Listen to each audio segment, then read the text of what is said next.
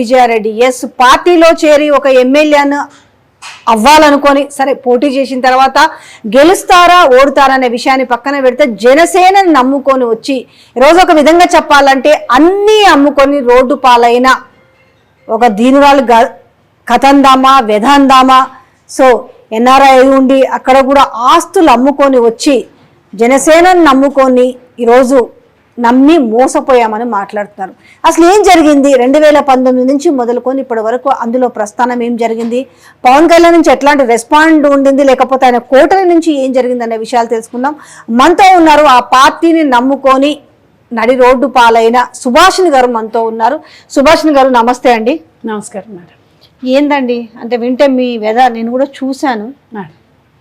అసలు మీరెవరు, జనసేనని ఇంక్లూడింగ్ అంటే ఒక విధంగా పవన్ కళ్యాణ్ నమ్మి మోసపోయారు అనే విధంగా అర్థమవుతుంది. క్లియర్గా చెప్పండి, చూసే వాళ్ళకి అర్థమవుతుంది. ఈరోజు నేను మిమ్మల్ని ఇక్కడ కూర్చొని ఇంటర్వ్యూ చేయడానికి ఒక రీజన్ కూడా ఏంటంటే మీలాగా అంటే ఓవర్ అభిమానంతో, అంటే అది మీరు కావచ్చు మీ భర్త కావచ్చు, ఏదైనా అభిమానంతో సరే ప్రజలకు సేవ చేద్దాం అనుకొని పోయిన నేపథ్యంలో అసలు ఏం జరిగింది అనేది క్లియర్గా చెప్పండి.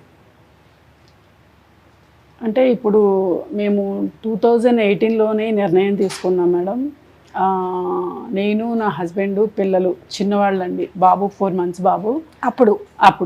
అప్పటికి వచ్చేసామండి. మొత్తం అక్కడ ఉన్నవన్నీ ట్రాష్ చేసేసి కారు, ఎస్పెషల్లీ కారు ఎంత ఇష్టంగా కొనుక్కున్నాం మేము అమెరికా నుంచి. అంటే మీ హస్బెండ్ అక్కడ జాబ్ చేసేవాళ్ళు? జాబ్ చేసేవారండి. తను అన్ని ఎక్స్పెన్స్ పెయిడ్, ఏంటంటే ఫుల్ టైం చేసి ఏదో ఒకే చోట వచ్చిన దాంతోనే తృప్తి పడే పరిస్థితి కాదండి. మంచి ఎక్స్పెన్స్ ఫీల్డ్, అంటే మ్యారిట్ హోటల్, కనీసం నేను ఏ పని చేయక్కర్లేదండి. ఎందుకంటే మెక్సికన్స్ వస్తారు, వాళ్ళే క్లీన్ చేసుకుంటారు. తర్వాత అసలు ఏది చేయక్కన అవసరం లేదు. హ్యాపీగా పొద్దున్నే నాకు ఇష్టం వచ్చినప్పుడు లేవడం, హ్యాపీగా ఇష్టమైన ఫుడ్ తినడం, ఇలా నడిచేది. ఓవరాల్గా మీరు మంచి హ్యాపీ లైఫ్ లీడ్ చేస్తూ వచ్చారు. అవునండి, లీడ్ చేస్తూ వచ్చాం. అయితే తను ఏంటంటే మేము భగవంతుడు ఇచ్చిందని వినియోగించుకోకుండా కేవలం మనకి దేవుడిని ఇచ్చాడు.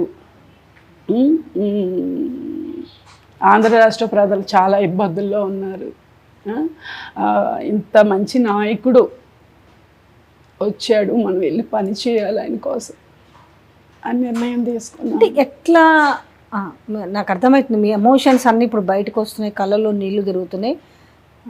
సో అంటే ఇక్కడ కూర్చోబెట్టి మిమ్మల్ని ఏడిపించాలని కాదు, కానీ ఏం జరిగిందని తీసుకోవాలనేది.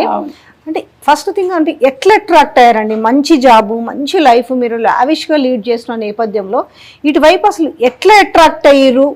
అంటే కొన్ని మనం ఆలోచిస్తాము, ఒక మంచి లైఫ్ లీడ్ చేస్తున్నాము, మీరు అన్నట్టుగా ఆంధ్రప్రదేశ్ ప్రజలకు సేవ చేయాలనుకున్నారు, సో కానీ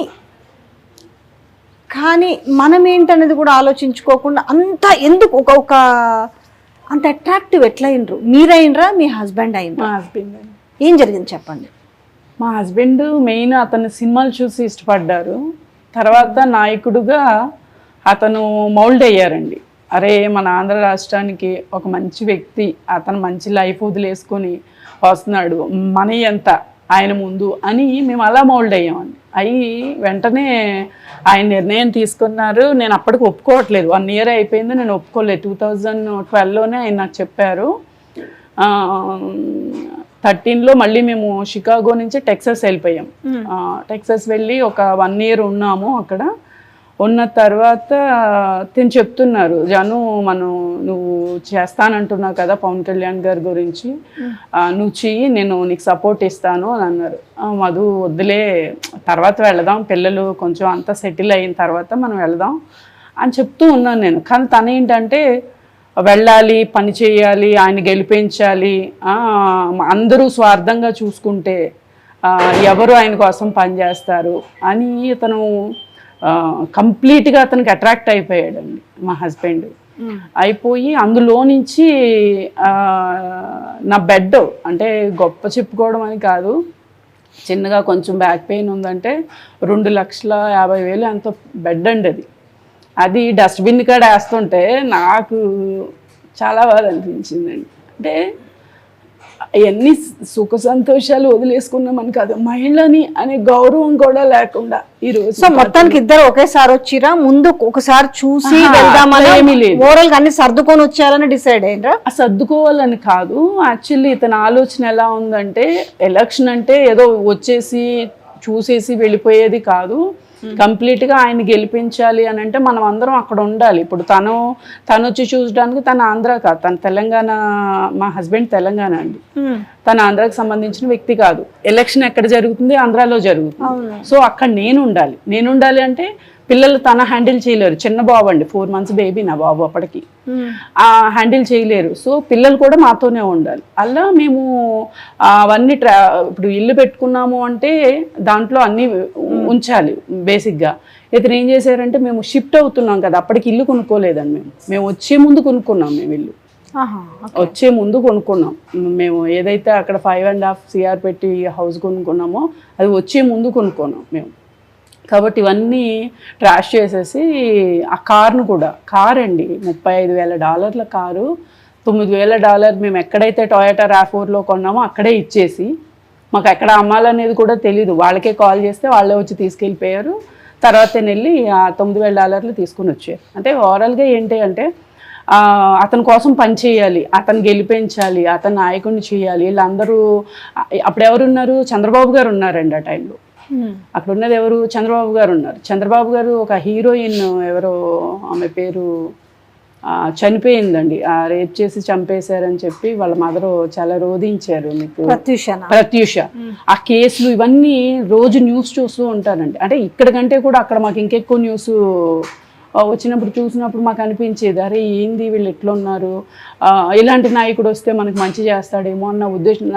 దట్ మీన్స్ మాకు కాదండి, మాకు మేలు చేయాలని కాదు. మీరు అక్కడికి వెళ్ళి ఎన్ని రోజులైంది అంటే 10 years ఉన్నామండి, 10 years మేము 10 years ఉన్నాం. గ్రీన్ కార్డ్ ఇంకా ఫైనల్ స్టేజ్లో ఉంది, మాకు వచ్చేస్తుంది. మేము గ్రీన్ కార్డ్కి కట్టాల్సిన మనీ కూడా అంతా పే చేసేసాం, మాకు గ్రీన్ కార్డ్ కూడా వస్తుంది. అది వదిలేసాం, ఇది వదిలేసాం, అన్ని వదిలేసాం. అంటే మీరు చాలా అంటే మీరు న్యూస్ని ఫాలో అవుతున్నారు అంటున్నారు, ఎప్పుడో జరిగిన ఒక ప్రత్యూష కేసునే మీరు ఫాలో అయ్యి చూస్తున్నారు. ఇట్లాంటి నేపథ్యంలో ఇన్ని వదులుకొని పోతే మనకు ఆడ మంచి అంటే రెండు ఉంటాయి, మీరు సర్వైవ్ కూడా కావాలి, ఆలోచించలేదండి మేము. అలా డబ్బు సంపాదించారు సరే ఎంతో కొంత, అవి తీసుకెళ్లి మనము ఆంధ్రప్రదేశ్ ప్రజలకు మనము సేవ చేయాలనుకుంటున్నారు, బానే ఉంది. కానీ తర్వాత మళ్ళీ మనకి ఇన్కమ్ సోర్స్ ఏంది, మన పరిస్థితి ఏంది, మన సర్వైవల్ ఏంటి అనేది మీకు థింక్ మీలో లేదండి. యాక్చువల్లీ మా హస్బెండ్ ఏంటంటే ఇప్పుడు SAPలో ఒక 5 modules వచ్చండి నా హస్బెండ్కి. ఆ 5 modulesలో కూడా తను ఎవరికైనా స్టూడెంట్స్కి, అంటే మేము ఇన్స్టిట్యూట్ పెట్టి ఆ స్టూడెంట్స్కి ఆ ఎడ్యుకేషన్ ఇస్తూ, ఒకవేళ ఇక్కడ ఏదైనా అవకతవకలు జరిగితే మేము అలా వెళదాం అనుకున్నాం. కానీ అక్కడ ఏం జరుగుతుంది, 24 hours నేను గ్రౌండ్లోనే ఉండాలి, ఈయనేమో పిల్లల్ని చూసుకోవాలి. వీళ్ళందరూ ఎలా అట్రాక్ట్ చేశారంటే, మేడం మీరు వచ్చేయండి, మేము అప్పటికి ఇక్కడ ఇల్లు తీసుకోలేదు హైదరాబాద్లో, 25,000 రెంట్లో ఏమో ఉన్నాము, వాళ్ళకి ఒక 50,000 ఏమో పే చేసాం. మేడం మీరు అర్జెంటుగా ఇక్కడికి వచ్చేయాలి, ఎలక్షన్ కదా, మీరు అక్కడికి వెళ్ళి ఫ్లైట్లో తిరిగితే అవ్వదు, మీరు వచ్చేయాలి అని అన్నప్పుడు అక్కడ సామాను అతను ఓనర్ కూడా ఇవ్వలేదండి మాకు, 40,000 50,000 అతను మాకు ఇవ్వలేదండి. అవి వదిలేసుకొని అక్కడి నుంచి మొత్తం ఈ సామాను అంతా తీసుకొని ఆంధ్ర వచ్చేసాం. మళ్ళీ అక్కడ రెంట్లకి, అక్కడ హైదరాబాద్ వచ్చారు, హైదరాబాద్ నుంచి మీరు మళ్ళీ ఆంధ్రాకి వెళ్ళిపోయాను. అక్కడికి వెళ్ళి అక్కడ అడ్వాన్స్లు ఇచ్చి ఇవన్నీ చేసినా కూడా ఇక్కడ ఏమైపోతుందంటే BSPకి ఇప్పుడు పవన్ కళ్యాణ్ గారు ఒక బహిరంగ సభ పెట్టారు, బహిరంగ సభ వెంటనే ఫ్లైట్ ఎక్కేళ్ళు. ఏ ఇయర్ లో వచ్చారు మీరు అన్ని వదులుకొని పార్టీ కోసం? 2019లో. మీకేమన్నా ఎవరు హామీ ఇచ్చారా, అంటే మీకు ఎమ్మెల్యే సీట్ ఇస్తామని? హామీ విషయానికి వస్తే madam, first at a time మేము వచ్చి రాగానే నేను మాధవపూర్ ఆఫీస్కి ఫోన్ చేస్తే వాళ్ళు ప్రభావతి గారిని కలవమన్నారండి. పరిసరాల ప్రభావతి అని ఒక పెద్ద ఆవిడ ఉంటారు, ఆవిడ కలవమంటే ఆవిడ ఏం చేశారు, అప్పుడు జిల్లా అధ్యక్షులు తులసి గారండి నర్సాపురం, అక్కడికి వెళ్ళాం. అక్కడికి వెళ్తే ఆయన అన్నారు, మీకు ఎమ్మెల్యేగా పోటీ చేయాలి అని ఉంటే అమ్మ మీరు ఎంత ఖర్చు పెడతారు అని అప్పుడే ఆయన అడిగి ఉన్నారు. నేను నాకున్న మనీతో నేను ఒక 2 CR అయితే ఇవ్వగలను సార్ అన్నాను. ఓకే అమ్మ, ఇచ్చేవాళ్ళు కూడా లేరు, మీరు స్టార్ట్ చేయండి అని చెప్పి ఈ లోకల్ వాళ్ళకి ఫోన్ చేసి ఈ లోకల్ వాళ్ళని నాకు ఒప్పగిస్తే వీళ్ళు ఏం చేశారు, గోపాలపురం పంపించారు. డైలీ వెళ్ళి రావడం మేడం, ఈ బాబుని తీసుకొని డైలీ వెళ్ళి రావడం, నిడదవోలు నుంచి గోపాలపురం, గోపాలపురం నుంచి నిడదవోలు, 4 months బేబీని తీసుకుని 4 months బేబీని తీసుకుని పొద్దున్న 6 గంటలకు వెళ్తే రాత్రి 12 గంటలకు ఇంటికి వచ్చేదాన్ని మేడం నేను. అంటే మీకు అస్యూరెన్స్ లేకుండా, అంటే మీరంత హార్డ్ వర్క్, మీరు చిన్న బాబుని తీసుకొని 4 months బాబుని తీసుకొని డైలీ ఒక 20-30 వేలు ఖర్చు పెట్టుకొని తిరిగిండ్రంటే మీరు ఏ నమ్మకంతో పోయినారు అంటున్నాను. నమ్మకం ఏముంది మేడం, ఇప్పుడు ఆల్రెడీ లోకల్ నాయకులు మనకి మీరు పని చేయండి అమ్మా అని చెప్తున్నారు, నేను పని చేస్తున్నాను, వీళ్ళు ఒక 4-5 నా వెంటకే ఇస్తున్నారు, చిన్న బాబుతో ఉంది, ఆమెకి మీరు సపోర్ట్గా ఉండండి అంటున్నారు. నేను గ్రౌండ్లోకి వెళ్ళంగానే 200 మంది 300 మంది జన సైనికులు వస్తున్నారు. వాళ్ళు ఎవరు అనడానికి వేరే వర్గం నుంచి ఎవరు ఉండరు, మా కాప్ సోదరులే ఉంటారు. వాళ్ళు వస్తారు, వచ్చి అప్పుడే దండేస్తారు, అప్పుడే పూలు చల్లుతారు, అప్పుడే మేడం మేడం అంటారు. వాళ్ళు కేవలం ఎస్పెషల్లీ నన్ను తిప్పిందంతా కాపు ఏరియాలోనే తిప్పారండి. కనీసం మా దళిత ఏరియాలో కూడా ఎక్కడా తిప్పలేదండి వాళ్ళు. ఓన్లీ కాపు ఏరియాలో అక్కడ జై అంటే జై అన్నట్టుగా ఉంది తప్ప, అంటే ఈ పార్టీకి ఎంత వాల్యూ ఉందేమో అనే హైప్కి నేను గురవ్వాలని అలా చేసేవారో తెలీదు, లేకపోతే వాళ్ళ ఆలోచన విధానం ఏంటనేది నాకు కంప్లీట్గా అర్థమయ్యేది కాదు. కానీ ఒక 10-15 మంది మాత్రం నిరంతరం నాకు ఎట్లా అంటే, మేడం మీరు ఇలా చేయండి, మేడం మీరు అలా చేయండి, మీరు ఆ ప్రోగ్రామ్ చేస్తే ఇలా, ఈ ప్రోగ్రామ్ చేస్తే ఇలా, పవన్ కళ్యాణ్ గారు మిమ్మల్ని చూస్తున్నారు, పవన్ కళ్యాణ్ గారు మిమ్మల్ని పిలిపిస్తారు, ఇదే స్టైల్ అండి. ఇంకొకటి పెద్ద ఆయన ఉంటారండి కొవ్వూరు నియోజకవర్గంలో, ఆయన అయితే రేపే అపాయింట్మెంట్ తీసుకున్నానమ్మా పవన్ కళ్యాణ్ గారు, దాన్ని 3 సంవత్సరాల నుంచి ఆయన జరుపుకుంటూనే వచ్చారండి. ఒకరోజు నాదెళ్ల మనోహర్ అంటారు, ఒకరోజు జిల్లా అధ్యక్షుడు గారు, ఏం సార్ ఎలా అన్నారు కదా అంటే, అమ్మా నాకు చిన్న పని పడిందమ్మా, ఎట్లా ఎస్కేప్ అవడం, ఇలాగ మబ్బి పెట్టుకుంటూ వచ్చారండి లాస్ట్ వరకు వాళ్ళు. అలా నేను పని చేసుకున్నట్టు వెళ్ళడం, వాళ్ళు అలా మబ్బి పెట్టడం వస్తాం. ఇప్పుడు ఇంకొకటి అండి, ఇప్పుడు రాయపాటి అరుణ్ కానీ కీర్తన కానీ వీళ్ళందరూ వాళ్ళు పవన్ కళ్యాణ్ గారిని 3 పెళ్ళిళ్ళు అయినా 30 పెళ్ళిళ్ళు చేసుకుంటారు అని మాట్లాడుతున్నారు. వాళ్ళు 3 పెళ్ళిళ్ళు 30 పెళ్ళిళ్ళు చేసుకోవడానికి హిందూ సాంప్రదాయంగా ఎన్ని పెళ్ళిళ్ళు చేసుకుంటారండి నార్మల్గా? అలాంటిది వాళ్ళు మాట్లాడే విధానం, ఇప్పుడు నేను ఆ సిస్టర్ వాళ్ళకి ఒకటే మాట చెప్పేది, వేరే మహిళలు ఎస్పెషల్లీ వాళ్ళందరినీ, అమ్మ మీరు నిజంగా మీకు ఆడపిల్లలు ఉంటే మీ అల్లుళ్ళకి, మా అల్లుడు పెళ్లి చేసుకున్నాక వేరే భార్యతో సంబంధం పెట్టుకొని తర్వాత మళ్ళీ చట్టబద్ధంగా పెళ్లి చేసుకుంటామని అలా 30 పెళ్ళిళ్ళ వరకు మీరు హామీ తీసుకొని అప్పుడు మీరు డిబిట్లకి రండి. మీరు మీ అల్లుళ్ళకి అదే చెప్పండి, మీ భర్తలకు అదే చెప్పండి. తర్వాత మీరు డిబేట్లకు వచ్చే ముందు కూడా మా హస్బెండ్లు 30 పెళ్ళిళ్ళు చేసుకున్నా మాకు సమ్మతమే అని అప్పుడు మీరు డిబేట్ చేయండి అమ్మ. ఎందుకంటే ఈ రోజున హిందూ సాంప్రదాయాన్ని, మీకు అందరూ ఇందులో హిందూసే ఉంటారు, హిందూ సాంప్రదాయాన్ని మీరు ఎంతవరకు గంగలో కలుపుతున్నారు? మీరు రాజ్యాంగబద్ధంగానే పెద్ద ముదురు మాటలు మాట్లాడుతున్నారు కదా, మరి అంత పెద్ద మాటలు మీరు మాట్లాడే మీరు ఈ రోజున మీ పిల్లల విషయంలో మీరు రేపు పొద్దున మీ అల్లుళ్ళు వస్తే మీ అల్లుళ్ళకి అదే చెప్పండి, ఏమనంటే మీరు 30 పెళ్ళిళ్ళైనా చేసుకోవచ్చు అని పవన్ కళ్యాణ్ గారికి ఎలా అయితే సపోర్ట్ ఇస్తున్నారో రేపు పొద్దున్న మీ బిడ్డల విషయంలో అదే చేయండి, మీ భర్తల విషయంలోనూ అదే చేయండి. చేసి మీరు ఒక పేపర్ తీసుకొచ్చి దాని మీద సంతకం పెట్టి మా అల్లుళ్ళు 30 పెళ్ళిళ్ళు చేసుకున్నా పర్వాలేదు అని చెప్పి మీరు డిబేట్ చేయండి.